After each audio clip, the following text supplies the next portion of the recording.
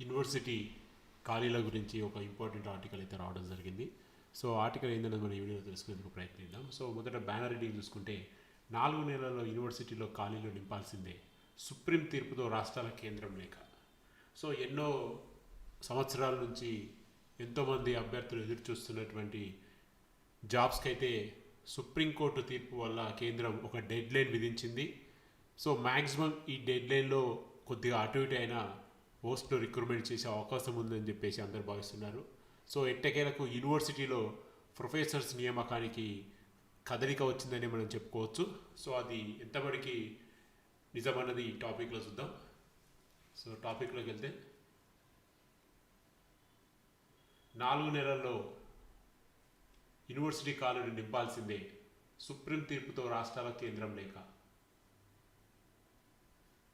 స్టేట్లో 2125 టీచింగ్ పోస్టులు ఖాళీ, కాంట్రాక్టు పార్ట్ టైం లెక్చర్లతో నెట్టుకొస్తున్న ఓయూ సహా అన్ని యూనివర్సిటీలు.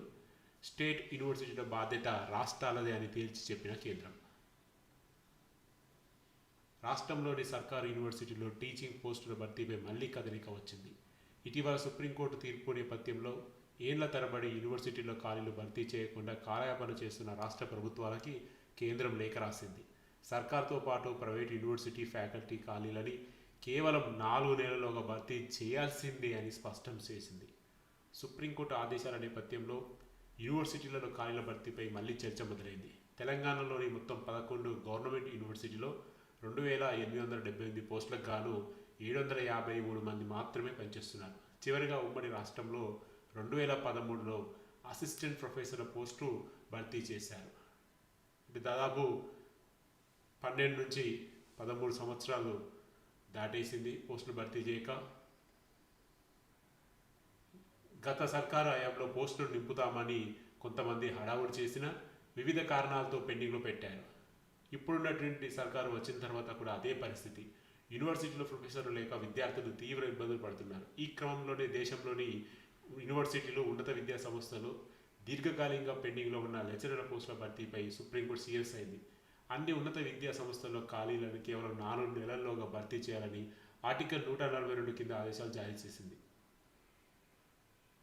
జనవరి 15న వెలువడిన సుప్రీంకోర్టు తీర్పు కాపీలను అన్ని రాష్ట్ర ప్రభుత్వాలకి, ఉన్నత విద్యా సంస్థలకు, రెగ్యులేటరీ బాడీలకు పంపామని కేంద్ర విద్యాశాఖ వారం క్రితం లోక్సభలో వెల్లడించింది. దీంతో తెలంగాణ యూనివర్సిటీలో ఏళ్లుగా పెండింగ్లో ఉన్న రిక్రూట్మెంట్పై ప్రభుత్వం యుద్ధ ప్రతిపాదన చర్యలు చేపట్టాల్సిన పరిస్థితి ఏర్పడింది. సో ఎట్టకేలకి సుప్రీంకోర్టు తీర్పుతోటి, జనవరి 15న ఇచ్చినటువంటి తీర్పుతోటి అన్ని రాష్ట్రాలు కూడా అన్ని యూనివర్సిటీలో ఖాళీలు 4 నెలల్లో భర్తీ చేయాలి అని కదలిక వచ్చిందని చెప్పేసి వీళ్ళు చెప్తున్నారు.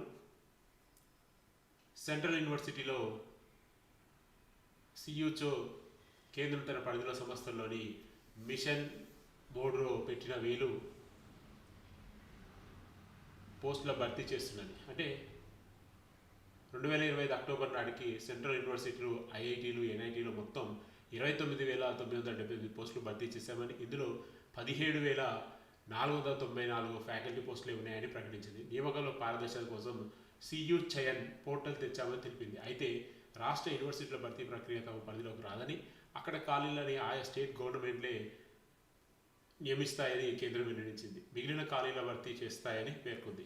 దీంతో తెలంగాణలో Hyderabad central university, Maulana Azad national university, EFLU, Sammakka Sarakka గిరిజన యూనివర్సిటీ, ఐఐటిహెచ్లో ఖాళీలు భర్తీ చేసే అవకాశాలు ఉన్నాయి.